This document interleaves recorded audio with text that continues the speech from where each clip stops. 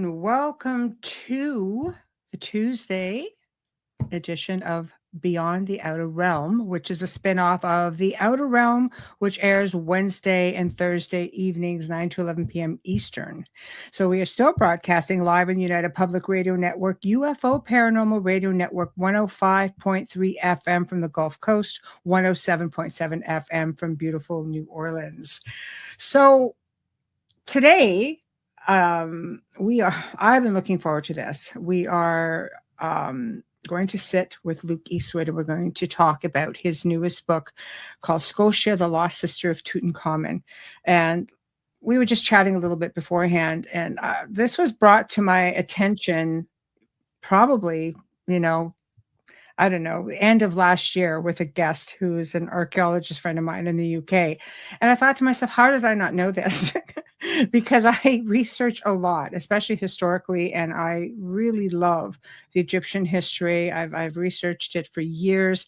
And just when you think you know pretty much, not everything, because we don't ever really know everything, but just when you thought you knew as much as you could know, you realize you really are still a student. I was just gobsmacked. I thought it was just phenomenal. So this is going to be very educational, I think, for all of us. And I see people are chiming in, and I know that I can see you guys in Roku. No, sorry, not Roku. Roku TV has no chat room. I could see you in Rumble. I can see you in X. We have 3 YouTube channels going and a couple of Facebook pages, and all archives will, of course, be on over 200 different locations. So you'll be able to go and find it if you're missing today's show. And somebody's dinging me like crazy at the moment, so I apologize. So hello, Soldier's Voice from Florida. Follow Luke's work, and I'm excited to be here today. Thank you for having him on. Oh, it's a pleasure. And in fact, I've been perusing his website, and there's a lot of other things that I would like to address. So that will be interesting. Oh, there we go. Thank you, guys. So without further ado, our special guest, Luke Eastwood. Hello. Hello. Thank you so much for joining us. Oh, it's a pleasure to be here. Thank you for having me. Oh, pleasure is all mine. Believe me. So what you said, and you know what?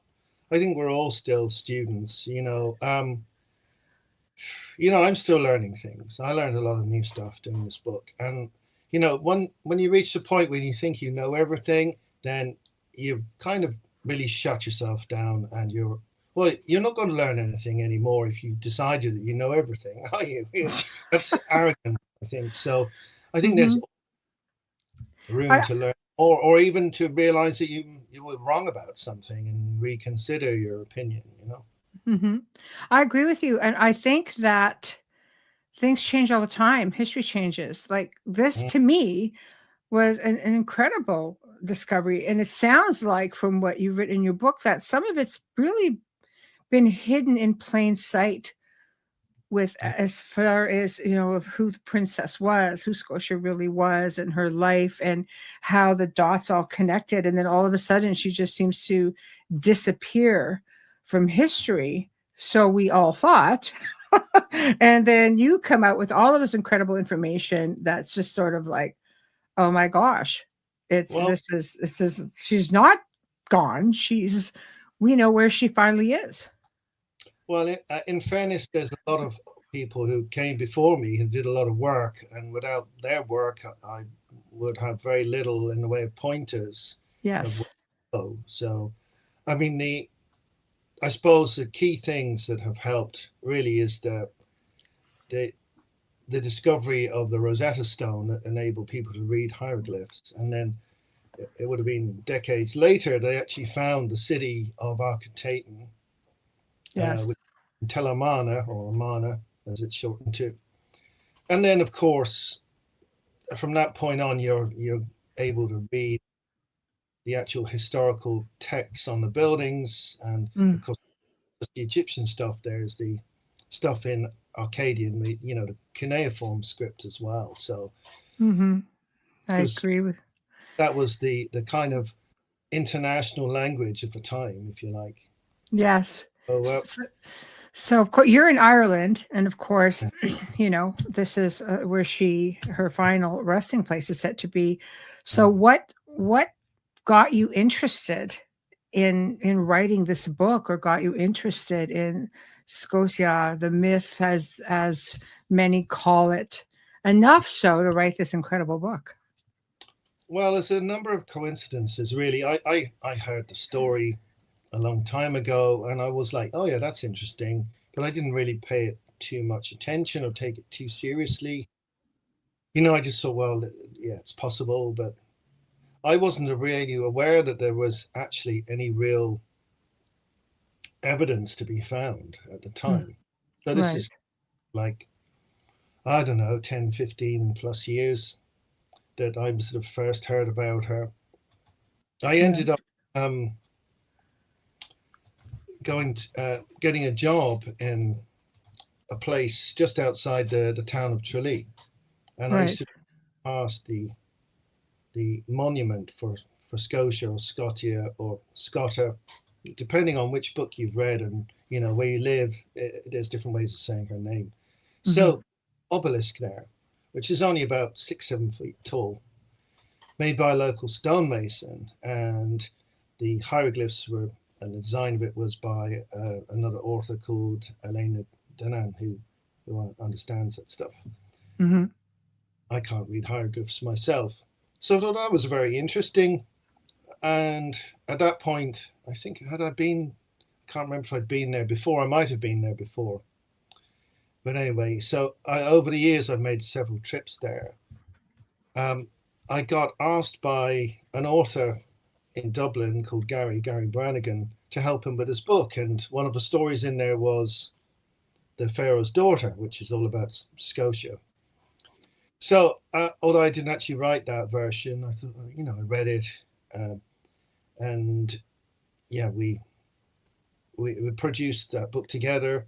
And I wrote another book after Kerry Folk Tales called Dingle Folk Tales, which has my own version, which is somewhat longer. And then various people I spoke to, some archaeologists, other sort of, amateur historians, etc., or authors, talked about it. One or two said, oh yeah, it's all just myth. And others said, oh no, there's some interesting information there. There's stuff in Egypt that relates. So I started looking into this a lot more, and thought, well, actually, this could make an interesting book if there is any real evidence. So I thought I'll start researching it. So over a period of 3 years, I've just researched. And can you hear me still? Yes. Yeah. Oh yeah, my picture just for a second. You're cutting out from your end a little bit, so. Well, I've got Starlink, so it should be good. Should be. No, so you're A-okay. But so anyway, yeah. So I thought, well, I'll keep going until I run into an obstacle, like something that just, a real stone wall that you can't get around, that isn't, but there wasn't anything. There wasn't any. I didn't find a single thing to suggest that it's not possible. Right. In fact, pretty much what I found was more and more evidence to suggest that such a thing as her being able to leave and migrate to Spain and onwards to Scotland and Ireland was entirely possible, far more possible than the conventional view of archaeology would lead you to believe. One of the problems with people accepting that is this false idea that the ancient people weren't sophisticated enough to travel long distances. Yes, that's a big one. I think that, and I think being suppressed, information and history being suppressed There's some Spanish archaeology that was suppressed. Yes. Forgetting the name of the guy now. In the 1800s, there he discovered a lot of Egyptian things, and his suggestions about the antiquity of his finds were very much poo-pooed, and he was literally forced to rewrite his research in order to preserve his career. And then the light, I found it on a Spanish website, that unearthed his writings about it. So, even in the late 19th century, you've got sort of rumblings and attempts to sort of coerce people and create a narrative that could be sort of put together. That's the problem, going against the narrative. Official version, and that's it. Don't go against the official version, and if you do so, you do so at your peril, and you're likely to be ridiculed, dismissed, and possibly just laughed at. So I think that's actually changing now. It seems to be. I know that my archaeologist friend in the UK and I have talked about this many times, and he said, you have some, and they all agree with a lot of the things that they're finding, but they're all very they're conditioned to be able to say so much. Not that many of them are not on board with what's there, and you can just imagine how much is hiding in the museums that never see the light of day, that just sit away in a vault or a basement someplace, and it's because it's just so substantial and you just don't get to see it. I think big problems is when you have like a progression and something interrupts that progression or even reverses it. Yes, they really don't like that. No. You've got a strange phenomenon in the Bronze Age, which is called the Late Bronze Age collapse. Yes. So you have a development of actual sea-going boats around, the planking that can be used for that kind of sophisticated boats around 2000 BCE. So by the time you get to the 14th century BCE, which is the time we're talking about, Akhenaten and Tutankhamun and all that. Yes. They were building sophisticated ships. The Mycenaeans certainly were the early formative nations as well. And the Egyptians actually developed this. It wasn't some other culture, it was the Egyptians themselves. So it suggested, though, that they didn't actually use these boats to go anywhere. They just created, sophisticated boats to go up and down the Nile and potter around a little bit of the Mediterranean. Yes. They weren't good enough to go any further, which seems somewhat ridiculous given that you've got this amber trade going as far north as Norway. You've got tin coming certainly from Britain and Ireland. And then this sort of sea peoples, we call them, and no one really knows exactly who they were. It came along and it kind of shoved the whole Middle Eastern area backwards a bit. There was sort of certain civilizations just collapsed completely. Egypt survived that, although there's records of them having some difficulties. And recovery of the maritime trade, etc. But this is an awkward sort of situation. They like a nice straight line, so things start off here, things get more sophisticated going upwards in a straight line. They don't like oscillations or big setbacks, or they don't like to sort of have too much of a nuanced take on it. Like, for instance, the Dark Ages, as it's called, we're supposed to think that everyone was just sort of shoved into savagery, but that's not actually true at all. Throughout that Dark Ages period, you've got, for instance, the Byzantine Empire that continued on and was certainly not shoved into a dark age. And other parts of the world, like China, for instance. I mean, you tend to get a very sort of, I suppose, Eurocentric view a lot of the time. and I think most people, including myself, who had these sort of preconceived ideas we've learned at school about, for instance, America being discovered. Of course, it was already populated; it didn't need to be discovered. But Columbus was not the first person from this side of the Atlantic to head across to the other side. Mm-hmm. There's a lot of evidence, True. and archaeology now to prove this, that Yes. there were several sets of people who. No, the Vikings were in South America in the 800s.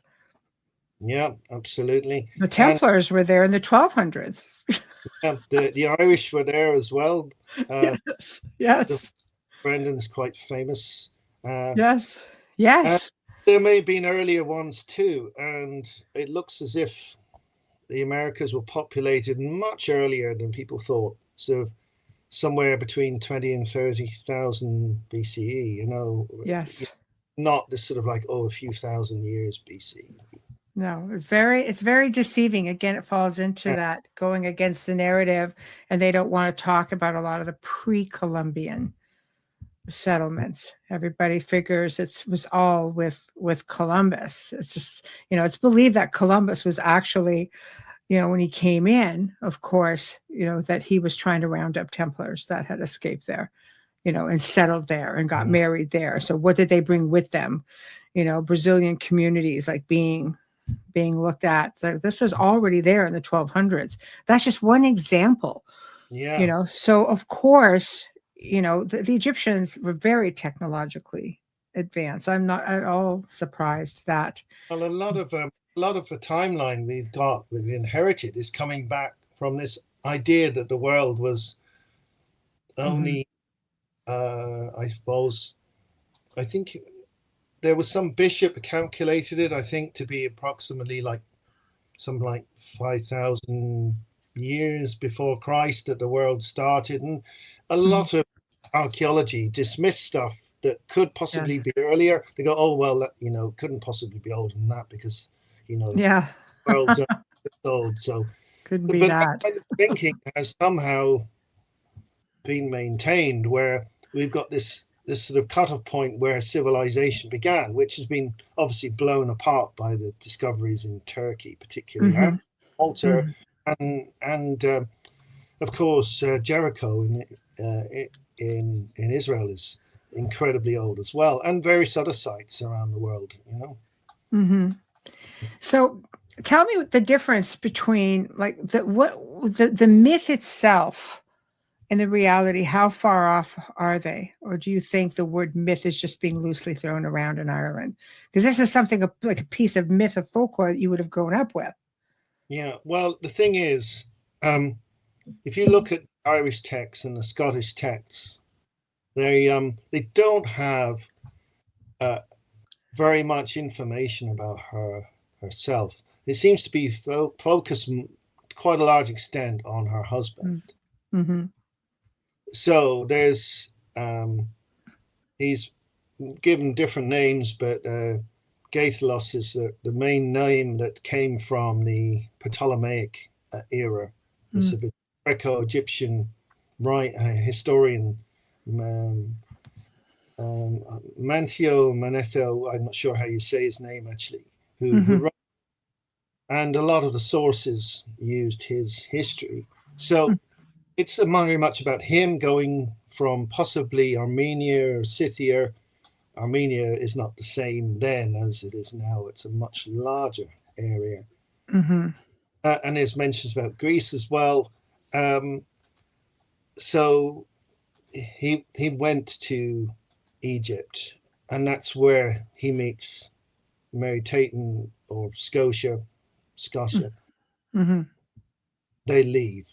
So there's a complicated story there, depending on what various versions you read about why they left it. They get the time period wrong because it's tied very much in a lot of these stories to Moses, which is, Ramesses II period. Yeah, so, which is totally off. Well, it's about 70 to 90 years off, which isn't a huge amount of time. But what people don't realize, and people didn't realize for a very, very long time that whole period of Akhenaten through Tutankhamun, most of it was erased. You had the king's list that was altered to completely remove Akhenaten and Smenkere and I II. So you have like a jump. So it's no wonder people would get confused about which pharaoh we're talking about. When Well, you've erased, I think it wasn't until they found Tutankhamun as well, because Ramses the Great was buried in, like, his tomb was put in front of Tutankhamun, which ages it pretty good, because Ramses was devastated just from debris, at which they say protected, Tutankhamun's tomb. So, like, right there, I mean, that doesn't prove some sort of a timeline. well, the end of the dynasty is Horemheb, Yes. who wasn't a direct relative of any of that family. Yes. He married the youngest daughter of Akhenaten. That's Mary Taten's sister. There's 6 sisters, and possibly two brothers. Like Mary Taten married possibly her half brother, but it's not confirmed. Anyway, Akhenaten, it's hard to say her name. She was the survivor of 3 marriages. She married her brother, half brother Tutankhamun. Of course, he died very young at 18, 19. She married the I II, who was a distant relative of hers. And then she married Horemheb, who is not related at all. He had been a very important official. So he created the next dynasty, because he then chose one of his trusted, loyal advisors to become the next pharaoh. And then you've got Ramesses I. And of course, it's later on you have Ramesses II, probably the most famous pharaoh apart from Tutankhamun himself. I mean, if it wasn't for Howard Carter finding that tomb in 1922, he probably still would be the most famous pharaoh in the world. Yes. But I think Tutankhamun, and obviously that golden funeral mask, is so iconic. It's just captured people's imagination. Who was believed to actually be the face of Scotia? Yeah, well, it is just quite likely that it's been modified, and certainly some of the items in there, you can actually see that the cartouches have been slightly altered, and some of the female figures, etc., and female accoutrements have been changed. If she had been there, then why would you do that? I think the only reason why you would possibly do that is because she'd left, because she disappeared, gone away. So all of her very, very expensive funerary equipment could be reused. But I mean, people don't really see it in terms of the immense faith and immense devotion that the Egyptians had, and their belief in afterlife. People, it's like the equivalent of, I don't know, imagine you spent like $500,000 on your funeral today. Yeah. And you got yourself a gold casket and whatever. People would be utterly shocked, wouldn't they? No, not even, really rich people don't spend that kind of money on funeral. But there was an obsession with the afterlife and being well prepared for the next life, for going to, onwards. You're journeying through these 12 gates through the underworld to then go and sit with Osiris and Isis and stand before God and be judged and all this. So people put immense amount of money, as much as they could possibly afford, into preparing for their death.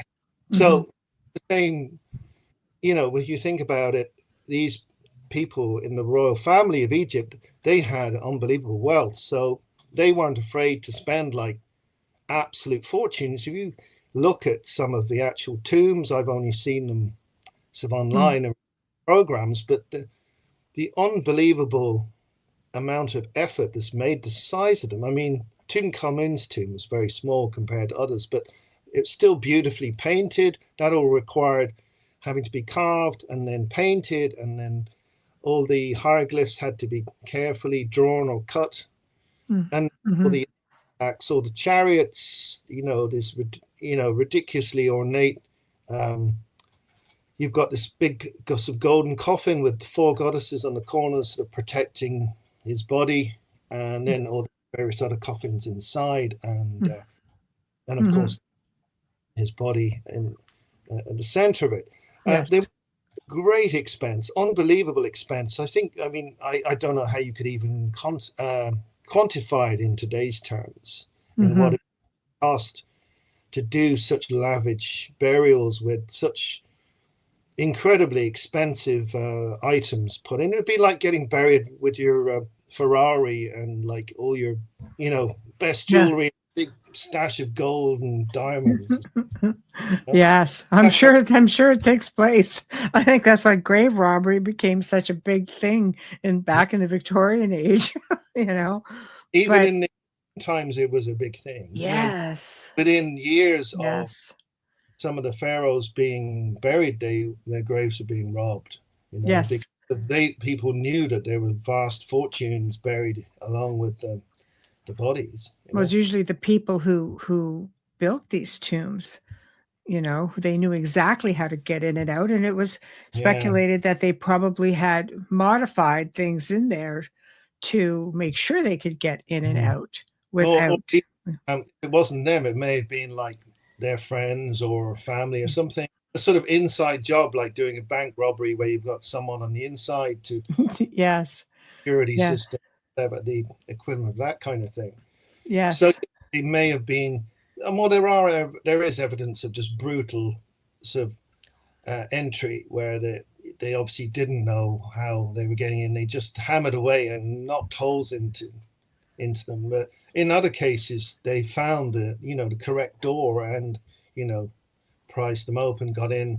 So maybe they, as you said, they were tipped off. They knew they probably had someone in their family or even maybe they were involved themselves. Went back maybe a few years later, even a decade later, really. Who knows?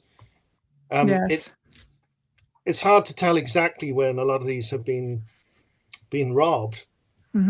It's an interesting thing with the rest of the family.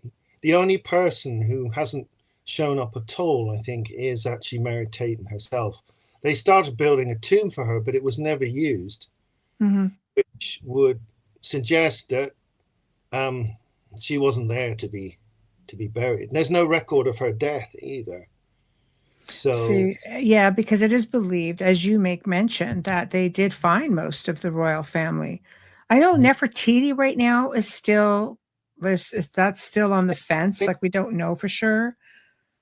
I think they believe they have found her remains, although I'm not sure. She's just sitting in the basement of the Cairo Museum. Yeah. Yeah, maybe. But yeah. What's very interesting, particularly, is that they found Akhenaten, and they weren't sure it was him. And they also found various other bodies as well.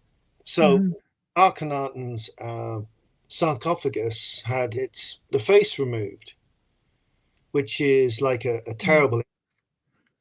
So rather than being grave robbers as such, some people have suggested, I think it probably could be true, that that his grave was ransacked by political or religious sort of. Well, he was known as the heretic, right? Yeah, those who were angry with him, did to Egyptian polytheism. And it was sort of a revenge thing, if you like, ripping up his resting. Because, of course, he had to be moved from his original tomb because I guess the writing was on the wall that he was going to get he was going to be sabotaged. Mm-hmm. That would be looking to destroy his tomb. So all of the family were moved and hidden in secret location in the Mm-hmm. Valley of Kings. Yes. So Yes. it had all been smashed in, and there's evidence of the staircase being destroyed, and badly mutilated his coffin, Mm-hmm. and smashed up lots of the the effects that were in there. Mm-hmm. So Mm-hmm. they did DNA testing, and they showed that Tutankhamun is that man's son, and of course they know who Tutankhamun was, so it's pretty Yes. obvious and that was indeed Akhenaten. So wow. So this is what I mean. Are you hoping that this is something that would happen? Because they know where Scotia is. They know Well, where she's buried should be. I mean, the in thing is, Ireland. you Yes. can't actually, you can't say 100%. I believe that I would say I'm 99% certain that she's Mm. there underneath those stones. It's just really stone circle with a larger central sort of almost square stone. Mm-hmm. But Yes. I've still got that 1% doubt because no one has excavated it. There's been very little interest in excavating it, and you know, if it is a grave, they need to exhume the body, um, and then test it. I would hope that like Tutankhamun, who's been put back in his own grave, that if she is there, that she will be reinterred and not taken off to a museum because You see, that's a chance that you're taking, right? these mummies that are now in Berlin or in London, I'm But they, kind the difference of is they whether were that's right to actually take their bodies away and no, a lot in the 1800s went missing. In fact, I knew a man who bought, there was a museum in Niagara Falls, Canada. It was an mm, oddities museum. There were 8 mummies there. He ended up with 6, I believe, out of it when he bought that museum out because it closed. So he bought out everything that was in it. And he sold 6 of those to a museum in Atlanta who right, immediately recognized that they had a royal mummy. They contacted Zahi Hawass, who flew mm, down. He saw a picture. He knew right away who it was. And it was the missing mummy of Ramses I. wow, So Ramses I got first mummy ever to be issued a passport and got flown to Egypt and is right. now in the new museum of Cairo. But that's But fantastic. They should really be returned. And I mean, if it does turn out yes, Mary Tatum is buried there, but that's then different. She went there of her own free yeah, will and died there. I would say that she probably should be, DNA tested and then reburied. I mean, it's Yeah. generally not acceptable to just dig people up and rebury them somewhere else or But put it them on. happens. So, I and people know. don't see these people, these mummies, as actual real people. These were real people They that were lived. real They're people. not Yeah. toys or sort of dolls. They're But actual. they see mummies being taken as an antiquity, along with many other antiquities. During the Victorian ages, it was Mm, ridiculous, the things that disappeared. The bust of Nefertiti that's in Berlin, from what I understand, anything I've read was literally it was hawked and yeah. stolen, taken out. I think it's different when these mummies are treated as antiquities and stolen from the country. In your case with Scotia and Ireland, she went there.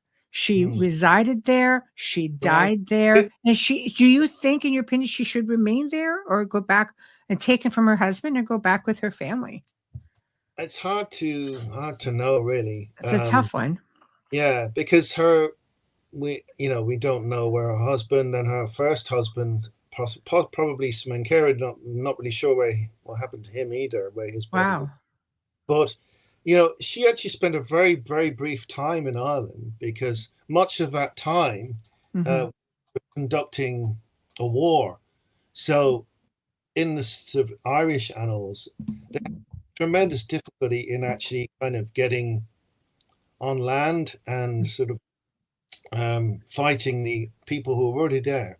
She Hmm. arrived what's generally known as the Malaysians or the Gaels, Yes.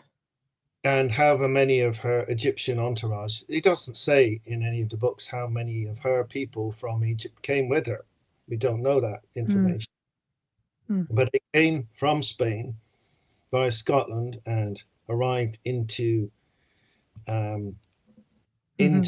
Kerry around the Dingle Peninsula, and that's where this huge battle took place, the Battle of Slieve Mish, which resulted in her being thrown from her horse, or perhaps she was already hit by an arrow or a spear. We don't really know.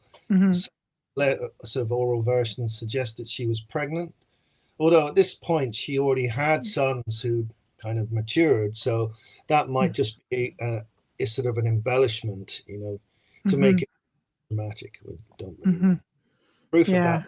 If they found a body, they could see if someone was carrying an infant, if if you're that far along, yes. If it's been progressed beyond like the really early stages, then you'd be able to discover that from looking at a body. We don't know if there's anybody capable of doing mummification, or if it was just buried in the sort of which there may not be any real native. We don't know, because no one's actually dug up the grave to see. Yes. But now, what I was told by my archaeologist friend Mark Ollie, if anybody wants to look him up, he's been on the show. He talked about this because he's done a lot of Genesis books on Genesis, things like that, all kinds of books as well. But he made mention that Akhenaten had Celts in his entourage, within his private guard. Have you found anything? No, to elaborate anything like that? Because it sure would make sense if that was the case, why she would have ended up in Scotland if she was already, used to being around people from the region. Well, that's quite interesting, because you've got certainly at a later point a migration of sort of Celtic people into Turkey, which is not far. Yeah. So it's a possibility. That time period, the conventional view is that you've got a migration going from the west, from sort of probably the Danube region across, ending up in Britain via France probably, and on into Ireland. It's an interesting hypothesis, if that's it. It's difficult to know. You certainly have people from that region going down. Certainly the Scythians went down into the Assyrian Empire and actually just sort of wiped out a huge part of the Assyrian Empire at the time. I mean, it almost collapsed at one point, and then so we don't know how far south. They certainly came down sort of towards what's now sort of like the Lebanon, Palestine, Israel area, and sort of the Egyptians sort of didn't let them go any further than that. So this term Celt really is you're kind of getting that term really from sort of one real reference in Roman times. So actually what a Celt actually is really hard to define in any sort of concrete terms. But and you've got sort of a couple of different migrations as well. So I really don't know about that, but it does seem quite interesting that that's been suggested. Of course, there has been a long history of rulers having foreign mercenaries. If you look at slightly later on, the emperors of Rome, they had a lot of Germanic peoples in the Praetorian Guards, and later on the Byzantines, they had Vikings as part of their guard, and even the Babylonians as well, they use foreign mercenaries to a large extent.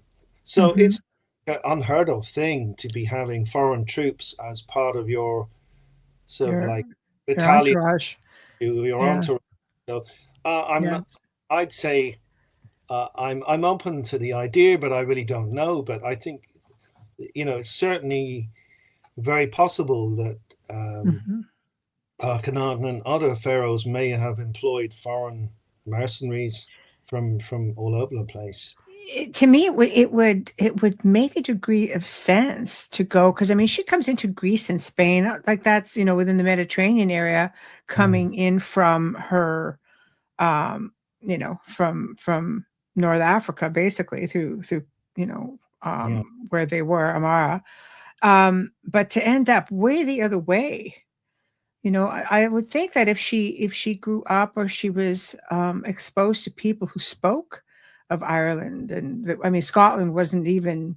I mean, they believe Scotland, that she was responsible. She's the mother of yeah. Well, Scotland, sort of thing. So it may not have been a thing yet, but no, to well, go to it, that part of the world must have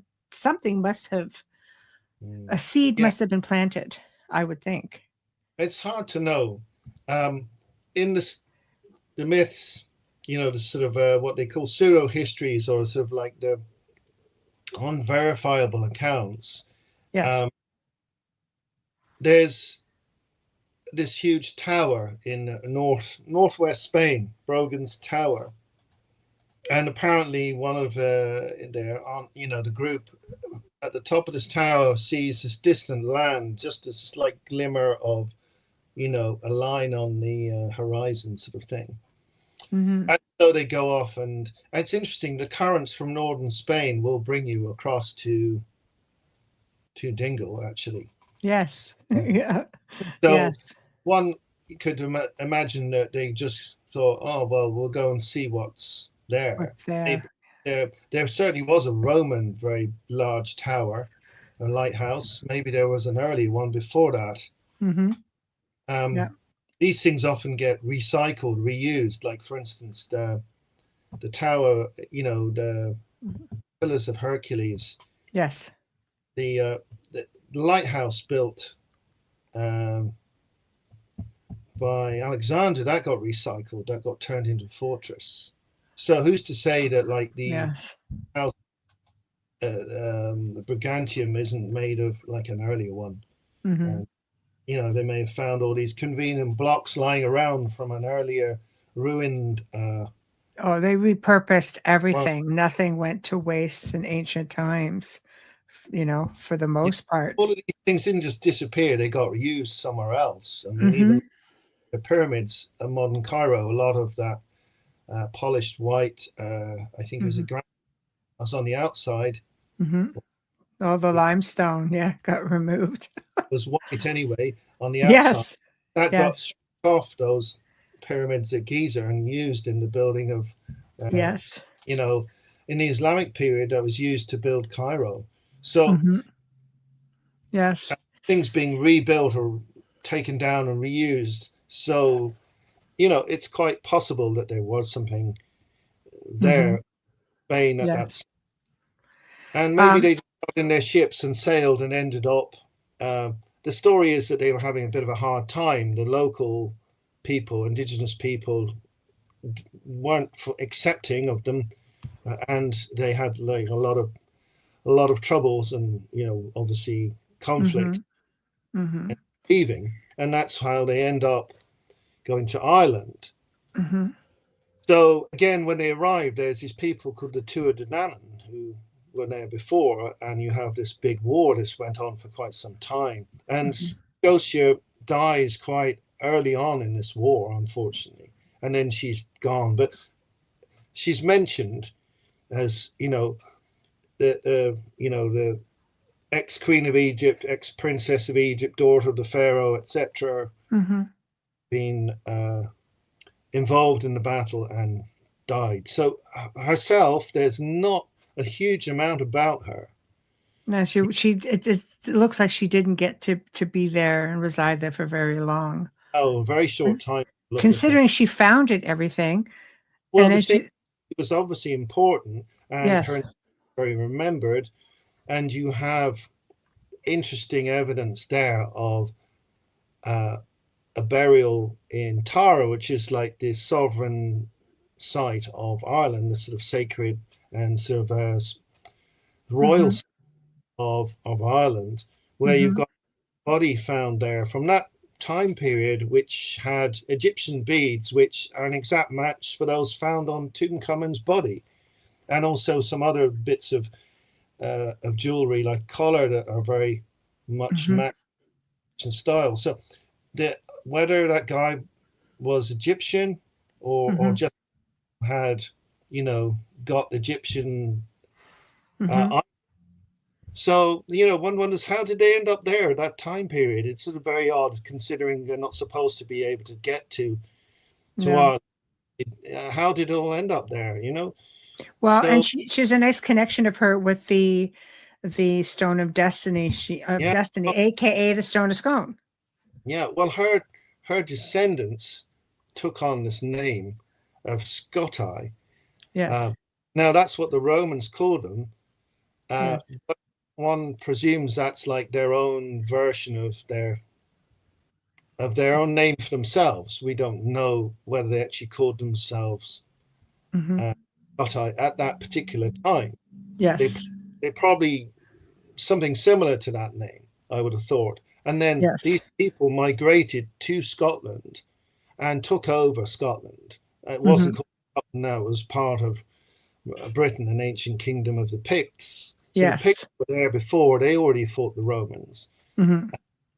They were joined by the Scoti in fighting against the Romans, and so did the Angles and the Jutes, I think, and the Saxons. All at once, there was a convergence on Roman Britain around 367, I think it is, and then there are more incidents after.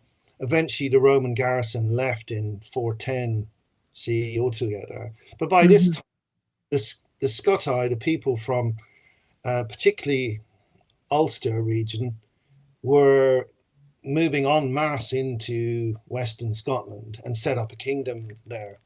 And it spread gradually, I think, intermingled with the Picts, and you end up with a sort of fusion of Pictish and Scottish people, which became the Scottish,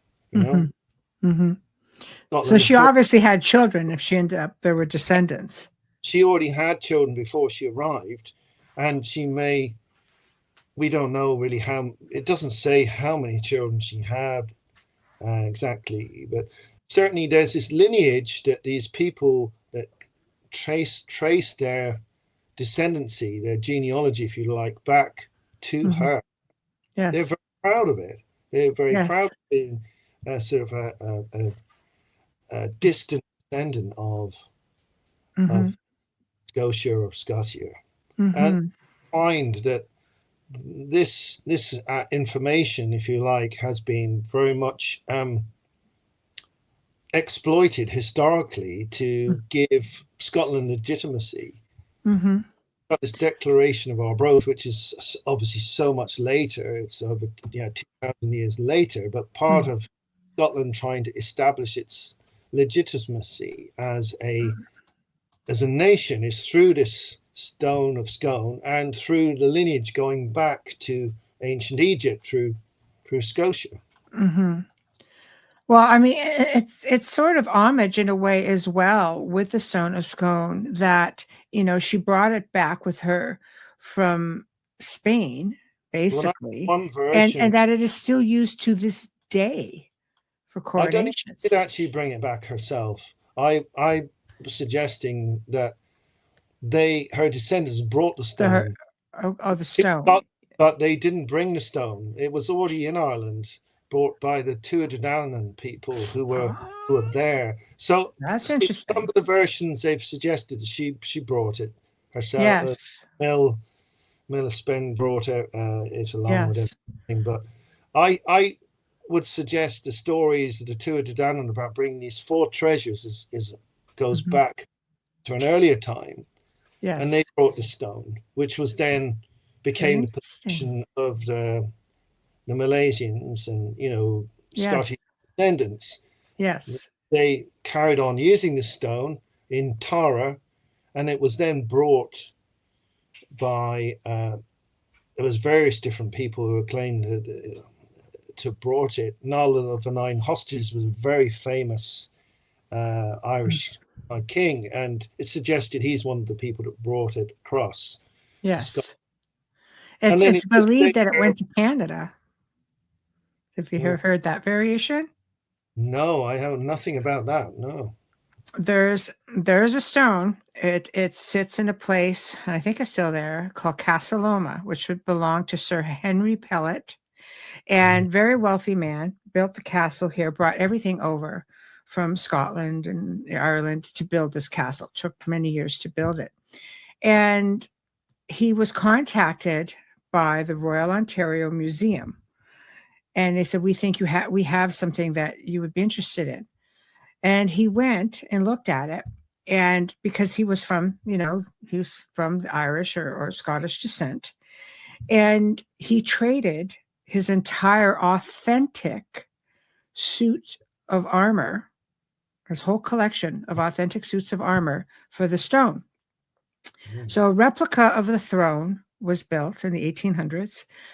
They took that throne, they put the stone in there, and where it gets stranger is because I used to represent the castle for tours and such, and the curator told me the story.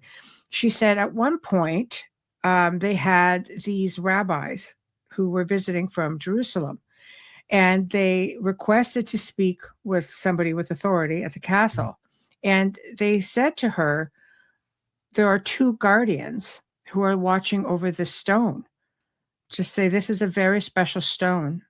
And we just want you to know that there are two spirit guardians watching over the stone. There's one on each side, and they don't leave it. Wow, so when I was told that, I was like, what? But then you think about it, who would trade a valuable, authentic collection of real medieval suits of armor for a rock at the end of the day, unless you thought there was something substantial with it, with enough evidence to back it up? Well, let me tell you, there is still a stone called Leofal, which is, the up in Tara, which is a different shape. It's more phallic shape. Yeah. So some people would accept that's a stone. Other people would, like myself, would think that the original stone is gone and it's gone somewhere else, most probably Scotland. But there was more than one coronation stone. You have to remember that there's you had 5 provinces at one time. Yes. And then you have a special coronation stone for the High King or Ard Ri of Ireland.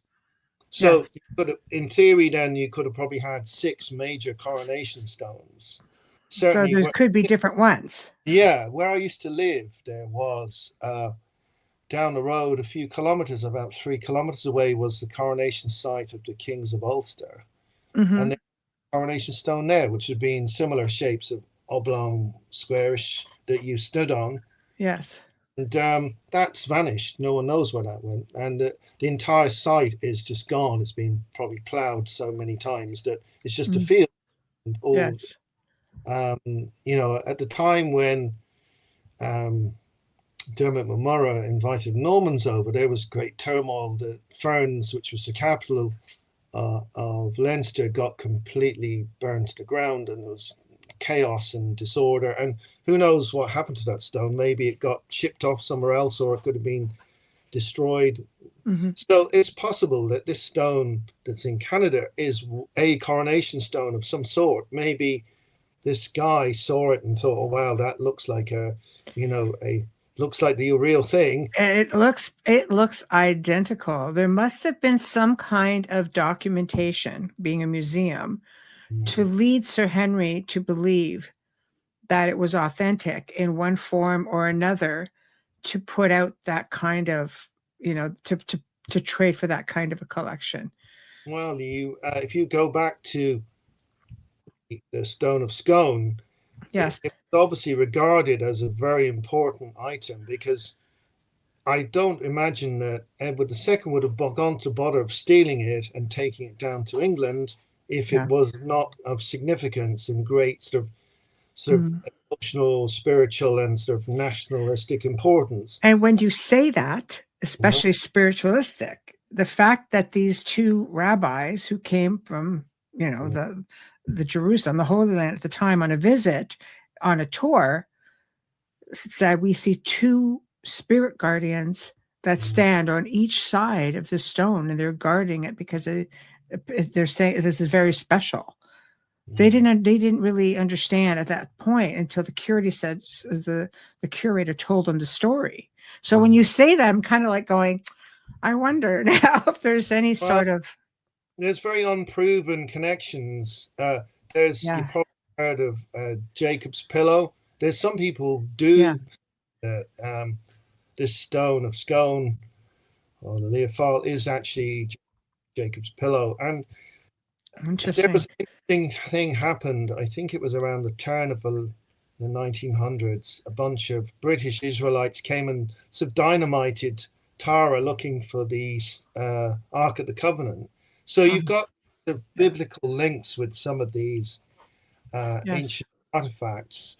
Some of them are entirely spurious because there was a tendency of monks writing down these stories to try and link in the Bible or the Old Testament in some way. So yes, it's fascinating. It's really hard to know if there's actually any real connection at all, or if it's just entirely.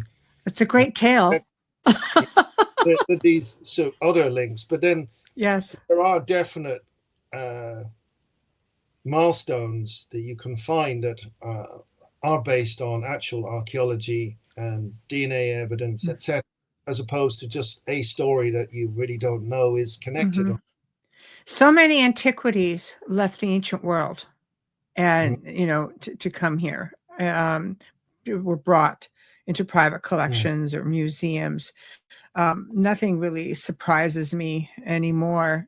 Things start to surface, and you're just like, you realize how much, especially with the museum here that was in Niagara Falls, Canada at the time, the one that, like I said, I knew the gentleman who owned it, who bought it, and the items that were in there were just, it was surreal. How do you end up with a royal mummy? Like, things were brought over from the ancient world, and the collection was just massive. It was a group of partners who bought all of it out because it was just so big.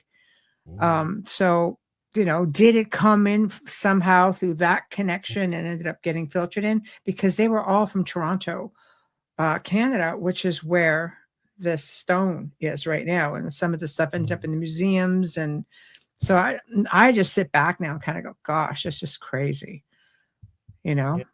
Well, there's a huge interest in antiquities. There has been for a long, long time.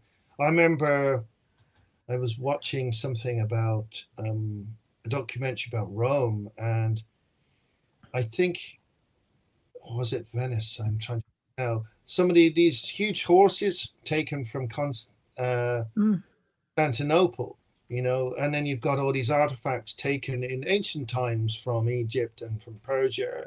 It didn't stop like, with the Victorians or it's been going on since long before that, where one empire takes over another one, or takes a city state, and they rob their most valued treasures and bring them back as booty. That was a thing the Romans loved to do. They would go and invade somewhere and then have a big triumph, and they would parade all the loot down the streets of Rome, as well as all the prisoners and important people they captured, and they'd have a big old party, and there'd be like free bread for everyone, and everyone gets drunk and have a great celebration. Yes. Have all this loot that they've robbed from wherever, whether it was Greece or Carthage or. It was normal. Yeah, right. It was normal to do so. It's a horrible thing to do, but it's something that's been going on for a very long time, looting older cultures and their possessions. Yes, I mean that was all part of taking over an area. Just loot, and there's just stuff everywhere. That's I mean, you just never know where things are going to end up. Either way, it's a great story. But getting back to our beautiful princess now, so she's buried now. Somebody had said to me that she was buried near a pub in Ireland. I'm just like, well, that's interesting. Well, if you go in a straight line from her where she is into Tralee town, it's probably not very far. Oh, Unfortunately, you can't walk in a straight line from like the closest pub off to where she lives because you're you've got to drive through this little village yeah. and then you've got to park by the side of the road. There's literally space for one car. You Hmm. go over a gate and then you kind of walk across a bit of a swampy field. You pick up the footpath and then going down, and Hmm. mostly down actually for a while, and then you've got to cross a muddy riverbank several times, these little bridges, and it takes at least 30 minutes for someone who's really fit to do that journey because it's like a labyrinthine path. It's sort of snaking all over the place. It's following the riverbank. Hmm. Yeah, that's the little obelisk. Yeah. So it's um, it's not. You can't get there in a straight line. It's actually not that far. If you could just walk in a straight line, it probably wouldn't take very long. You could stagger down there from the pub, but you're not going to be able to do that, unfortunately. Oh, As it's quite visited, considering how difficult it is to get to. Quite a lot of yes. people do go and see it, but it wouldn't be a major attraction like. So this is her burial spot, essentially. Well, this is the marker. This is on the corner of the road that leads up to the gate to to get there. So once you get to the gate, you've still got at least 30 minutes walk before. Wow. And then, if you're unlucky and it's been like at the moment would be perfect. We've had 3 weeks with no rain, so it would Yes. be perfect time because the riverbank would all be dried out and you have a nice easy walk. But if Hmm. you go there in winter or during heavy rain, oh, Hmm. it it's not much fun. But then actually going in the heavy rain was probably the best thing I ever did because I discovered these markings on the central stone that I hadn't seen before because you don't see them when it's dry. Hmm.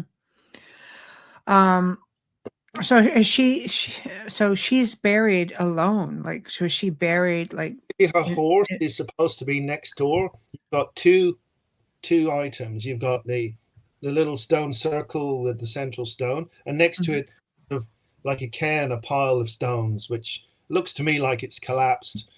Mhm. But supposed to be where the horse is buried. Her horse buried right Oh, close by. oh And, wow. um, but of course, neither have been dug up, so we don't know if there's a horse or not. We don't know Hmm. if there's a person there for sure. But Hmm. um, that is the story, and I noticed these lines, which the photographs are in the book. Hmm. And I just took the photographs and thought that looks really interesting. It's weird, isn't it? I wonder what the hell that is. And I thought, well, it could be just graffiti, but I took a whole load of photographs Hmm. and just filed them away for a long time. And then Hmm. going the comparison with an actual book of hieroglyphs did yield some interesting results. I found two symbols that are actually matching with real hieroglyphs. Hmm. But it needs more analysis. I'm not, I don't have lidar equipment. I don't know anything photogrammetry or, you could X-ray the stone. Whatever. There would be ways to actually um, read it better because it's covered in lichen as well. So maybe some of the lines have been obliterated by the lichen as well, and also by the passage of time because you're talking about 3,300 odd years ago when this would have been done. There's an app you can get called Rock Art Enhancer, All and it right. was given to me. Yeah, it was given to me by a friend who just found incredible stuff on his. I Mm, know, rock art enhancer. He found some carvings on his land right now that is being examined, and you can take photos with it, and he's been able to enhance and some of the lines that are very faded mm. because they're deep enough, I guess, that this thing just brings it right out. Yeah. Well, I think ideally someone who's an expert at this would go and have a look at that central stone. Yes. And because I just took photographs with my camera, and then zoomed in Photoshop to have a closer look at them, and Mm-hmm. sort of Yeah. see if you the book I used the yellow kind to mark the Mm-hmm. shape, Yes. you know. I have a But friend who's a stonemason in Scotland, if you're I interested. mean, would you be an archaeologist? Would be who specializes in Yes. rock art or ancient symbols, etc. Who could actually look at it and Mm-hmm. sort of analyze it professionally. Mm-hmm. I'm just a Yes.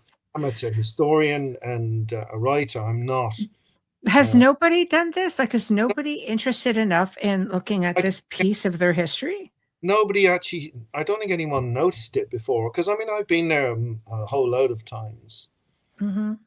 I only noticed it because of the heavy rain. Yes. Because it the stones come absolutely soaked, you can Mm-hmm. actually see these indentations. But Mm-hmm. if it's sort of just almost dry, you or dry, you wouldn't even notice them at all. So I Yes. that's probably why no one's actually pardon me, No, of course. actually seen it before. Mm-hmm. And I suppose also the fact that it's been dismissed as rubbish by a lot of people. Uh, Mm-hmm. People didn't even probably even bother to look, because Mm-hmm. well, there's nothing. It's just a bunch of stones that someone put there, and it's just a you know. Mm-hmm. But Well, I then, mean, maybe, now, of course, yeah, you've written this book, you're local mm. as well. Maybe it's enough to get people to write in. So Well, anybody listening out there, if you just write in to just tell them who the proper authorities are to write into, maybe you can get something spearheaded and going. I think it's a really rich part of your history as a country. Not, Scotland, Ireland. I mean, she's with yeah, you guys, names. It's an So, episode of one of the sort of iconic periods of history. This mhm. the war between the Malaysians and the Tutankhamun is like a sort of an epic story, which is quite Mhm. incredible. And even today, people are aware of that in the history. And certainly in the local area in Kerry, people are quite proud of this sort of idea of Yeah, Scotia. But yeah. as I said, I think maybe now a lot of different areas are being reevaluated. Like, I Mhm. mean, of course, been some Yeah. uh, lore about Akhenaten in Mhm. Egypt, and rumors of a lost city, etc. I Mhm. think Akhenaten was actually discovered by accident by a bunch of goat herders or sheep herders, if I'm right. And they just stumbled across sort of tombs, caves with they look Mhm. like, but turned out to be tombs. And then further investigation, they uncovered this huge city which was buried in sand, like so much of Egypt. So many of Mhm. these ancient temples were just The completely desert swallows it up. everything's swallowed up and Yes. forgotten about. Mhm. So um, this story survived somehow, but the city and her family just got lost. So when you go to look for this person in Egypt, for a long time there would be nothing to find because nobody knew about the city, nobody knew about Mhm. Akhenaten or even about Tutankhamun hardly. There was a few monuments found, remaining with Mhm. name, etc. But a lot of that had got been destroyed Mhm. along with Akhenaten's artifacts. But then they Mhm. just entire city. So you realize there's this whole episode of Egyptian history, obviously because of this heretic religion, this sort of early monotheism of the worship of the Aten that Mhm. led Yes. to being abandoned, literally smashed up as much as they could, and then they abandoned the city. Mhm. Well, Mhm. actually, what happened actually, Tutankhamun actually left the city already, but no, he didn't damage it. It was Horemheb who came after, who Mhm. went started smashing everything up and trying to Mhm. play as much of Arcanism as possible. Because this was revolutionary what he did. And of course, Tutankhamun was tainted. He did change his name. He wasn't born Tutankhamun. No. Born as Tutankhaten. He Mm-hmm. changed his name to appease the priesthood and the Egyptian people. Mm-hmm. Say, hey, I'm not into this art and stuff anymore. Look, I've changed. I'm devoted to Amun now.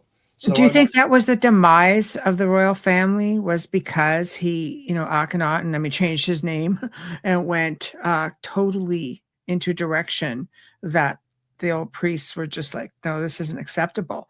And then because you have, like, again, you're looking at Scotia's first husband. Nobody knows where he is.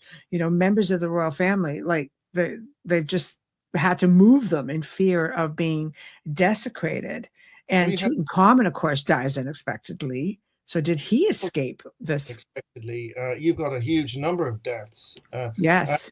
That looks a bit suspicious. And as like some, even Egyptian archaeologists have suggested that Akhenaten himself was murdered, that possibly Tutankhamun was murdered. Mm-hmm. Been some controversy about the head injury, and some said, oh no, that wasn't really head injury, it was just when they were inspecting his body.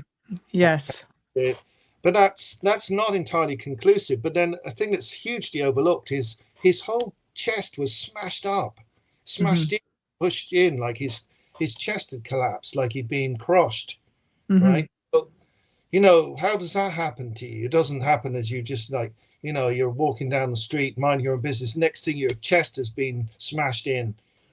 Something happened to him, like a chariot accident, perhaps, or maybe. Like, attacks. Do you think they would have repaired that during the embalming a little bit? They would have just brought that up. Could it have happened after the process? He also had like a bad leg, and they said yes, possible gangrene problem, and also traces of malaria as well. But so there's things that. But then you've got the other Smenkere, who you mentioned there, the first husband. The first husband seems to have disappeared, and various couple of the other, the two Akhenaten's two wives died, and the Akhenaten died, and you've got like only one of the 6 sisters who made it through to the end of the dynasty, and obviously, there was a huge amount of animosity, probably most of all from the priesthood of Amun. They would have been horrified, probably partly because of a loss of power, because like the chief priest of Amun would have like so much power, really even power to state the pharaoh even. So Akhenaten took that from them essentially. Yeah, and also they were very religious people. So apart from the political and sort of power kind of play involved. So they were very religious people. So they probably may have thought that Akhenaten was going to bring disaster and sort of chaos upon Egypt, and they probably maybe actually thought that something had to be done to save Egypt from this terrible heresy. But he ruled for like close to a couple of decades, didn't he? Yeah, about 17 odd years, I think it was. Yeah, 17, 19 years, something like that. Yeah. But obviously, while he was alive, he had absolute authority. Yes. So, when he was gone, I think that's when you see this crumbling, and then you have, this appeal for help, which is described as the Zana affair after this Hittite son of a Hittite king who went to assist the queen, and you have this war that breaks out, sort of just in the aftermath of Tutankhamun. I think when Ida II, who succeeded him, you've got this war with the Hittites. But before that, you had a lot of problems with a sort of not exactly a collapse, but a sort of shrinkage of the empire's influence. And Akhenaten was obsessed with the art, and he didn't really care about foreign affairs or even the vassal state. And international relations, he was seemingly notoriously stingy when it came to like international affairs, sort of reciprocal gift giving. that was expected. There's like documents complaining Oh yeah, about. like he skimped out on that too. He's a bit of a cheapskate. Yeah, When you wrote that, I laughed. I was just like, yeah. of course he was. I think he So was so obsessed with his city and the yeah. new that he probably poured all the money into that and neglected Mm-hmm. other aspects of Egyptian life. And I can imagine ordinary Egyptians being rather concerned about this and possibly Mm. really upset. Imagine you know your family has followed a religion X for Mm-hmm. 500 or more, whatever, and Mm-hmm. suddenly this king comes along and says, right, we're done with X. This Y is the new religion, and we're all going to follow Y from now on and forget about X. There would surely there That's be hard. kickback against that, some resistance. But I Mm-hmm. mean, obviously, with the authority that Akhenaten would have had, Mm-hmm. you if you openly defied him, you could expect probably to be put to death. I would have thought. Mm-hmm. So So do you think this is why his daughter would have escaped, especially after the death of her first husband, who nobody really knew a whole lot about in the first place, but then he passes and we don't know where he is.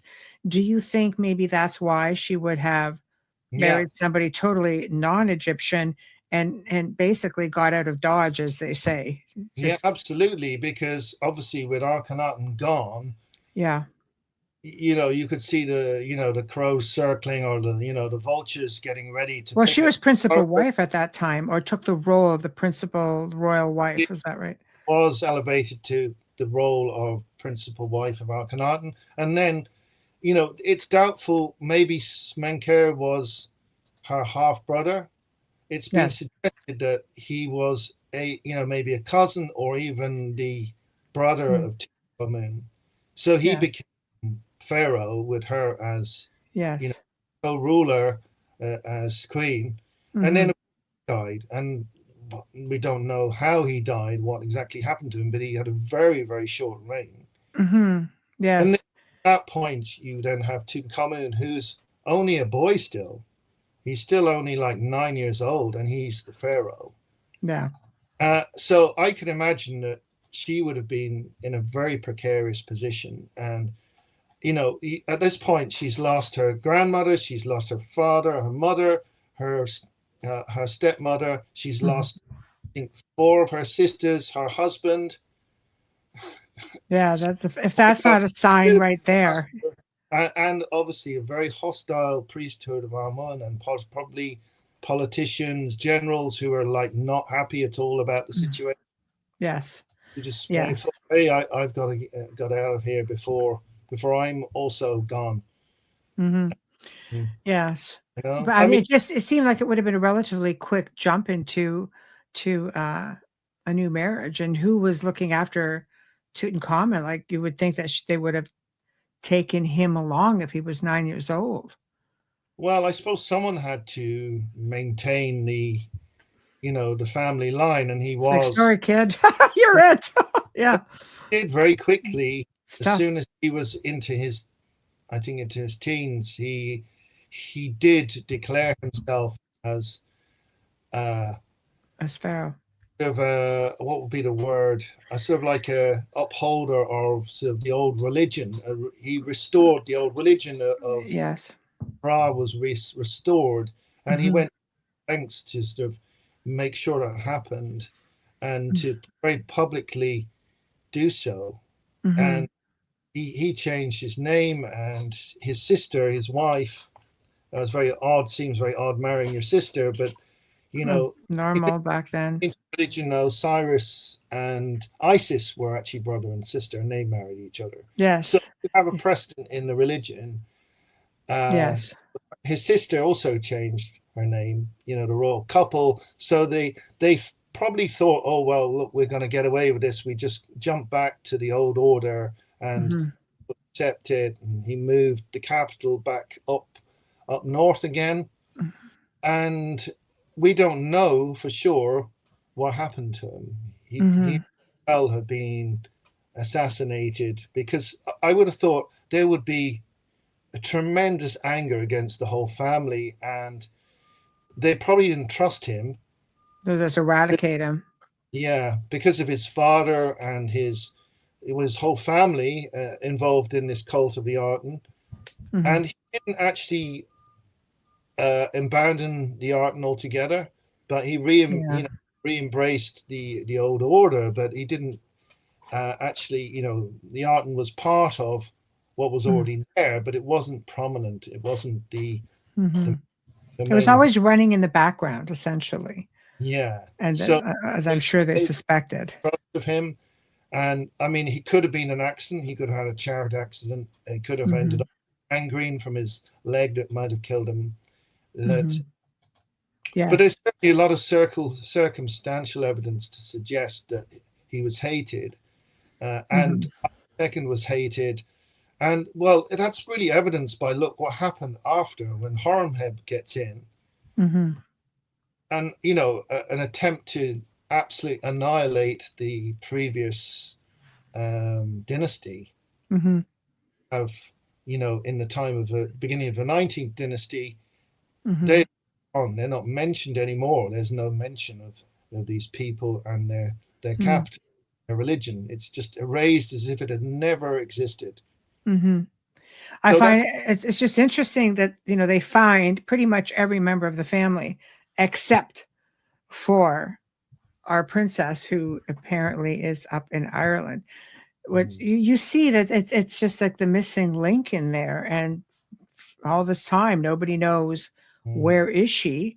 Why was there no funeral? There's no trace of any of that. And then all of a sudden, lo and behold, you guys have this incredible legend or piece of folklore that ends up possibly being the missing link from this family.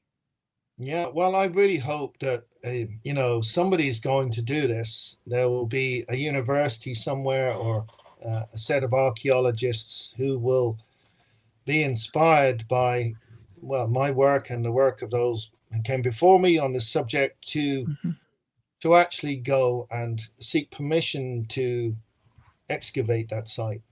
Yes. Be a little bit tricky. I think that's one of the reasons why it hasn't been done, is because you can't just drive up there. You can't get easy access to it. Like, the most famous site in Ireland probably is Newgrange, and there's a road in front of it. So if you wanted to go and do more archaeology there, you've really no problem. You just drive up with your truck, unpack all your stuff. You're talking about either carrying stuff on your back across a river several times, across a load of mud, or you're talking about getting a helicopter and coming in. So she remains undisturbed and falls into this myth and legend folklore until somebody can get in there and compare, if you could even get DNA. Because if there's a body there of any that's not completely decomposed, then you will get DNA, and then you'll do a direct comparison with Tutankhamun and Akhenaten, and I think now they've got Nefertiti and various other the bodies of the sisters. So you could do a DNA comparison with all of them, and you'd very quickly know. Even if it turned out not to be, you'd wonder, well, if there's someone buried there at all, then that's obviously, somebody important.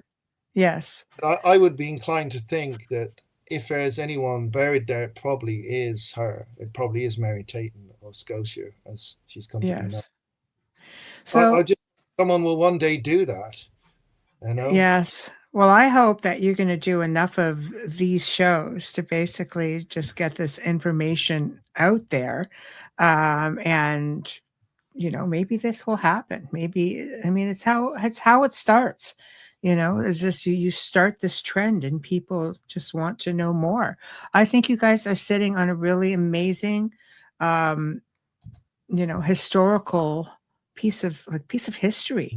Something has to come to it. The mystery is nice, but so is finding out the truth. It's so important. So I've put your website in the stream. I've flashed it up a few times. Where can they buy your book, and what do you have coming up? Well, you can get a signed copy from my own website, which is you showed on LukeEastwood.com, but you can get it on I think Barnes and Noble's the cheapest. If you're in the Americas, it's probably easier to get off either Barnes and Noble or Amazon because you won't pay so much postage. The Yes. cost of international postage has gone really crazy here in the last. Well, like everything's gone Everywhere. Yes. Yeah. I'll put the Amazon link up Sure. in the show description. So if they want Right. to go in, anybody on this side of the world wants to go and find it, you can click on, once you're on Amazon, you can click on any country in the world and go to Amazon in that country, worst case. I personally would want a signed copy and would deal directly with the author, because more money for all that hard work goes back to the author and not to Amazon. So I'm a supporter of the author. So yes, and it's an amazing book too, just saying. So well, I think all these things are cumulative. It's sort of people build on what they've experienced, what they've learned from elsewhere, and it's sort of eventually we are building a better picture of the past. I think being very much controlled and very elitist in the past, but I think what's happened in the last few decades is there's a sort of alternative archaeology, alternative history, which has actually gained some level of legitimacy rather than just being like, everyone being regarded as freaks and crazy people. Of course, there are some ideas out there which are based on nothing at all, but there's a lot of people who've gone and looked at different sites and they found things that the sort of previous archaeologists have completely overlooked. I think it's technology as well, Luke. Satellites are finding everything. LiDAR. There's so much now that you can't hide it. It's not as easy to hide things now with all this technology. There are archaeologists who use satellite for everything. Then they go down on the spot and they start looking and they find it. Yeah, I think also the internet has changed stuff. When I first got interested in history and archaeology and sort of, ancient spiritualities, you had to literally go and get a bus or train or drive to like big libraries in London or in Dublin, go and find books. Now you can just join JSTOR or Academia or whatever, these different places. You can download all these books, you can buy reproductions, and you can get papers from all over the world. I used Academia to download, papers on. I love Academia.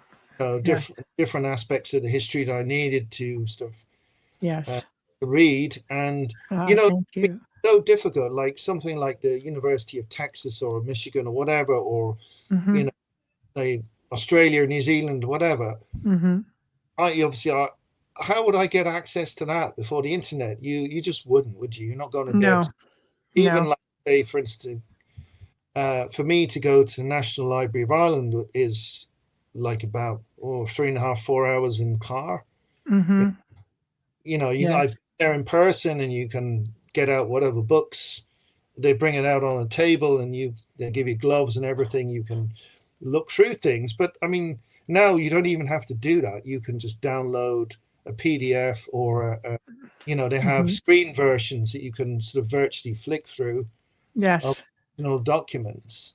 Yes. It's incredible. You can just screenshot it or download the pages that you need. It revolutionized this whole area. This used to be just available to academics and archaeologists only, but now ordinary people like me can go find all this stuff and read the same materials, which is revolutionary. It's like the best things about the internet is if you want to educate yourself in whatever way, you've got the tools to do that now, which would have been very expensive or difficult in the Hmm. past. We are in different times, and it's a good Change. time to take advantage of that, Yeah, because we're also in an age where, some things are being censored. Like, you hit on something that's very substantial. Like I said, there's some history that they just don't want out there. yeah, Museums like the Smithsonian have been hiding things forever. They're not the only ones.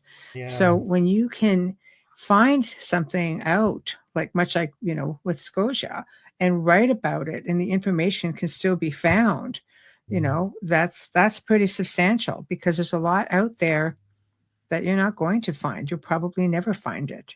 You may speculate, they may find locations, but it doesn't mean anything will come of it. So it was an yeah. enjoyable book, and I thank Great. you for I didn't.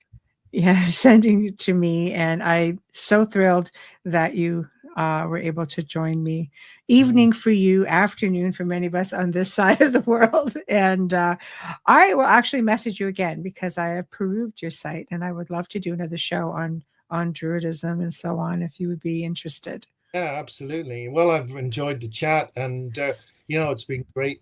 And I really hope that if there are people involved in academia or archaeology who watch this interview, and any of the other ones, that they will actually seriously consider going and having a look at this place, because ultimately that would be uh, the thing that will prove the story either true or false. And I would love that, to even if it turned out I was wrong, I want to know. I want to know the truth.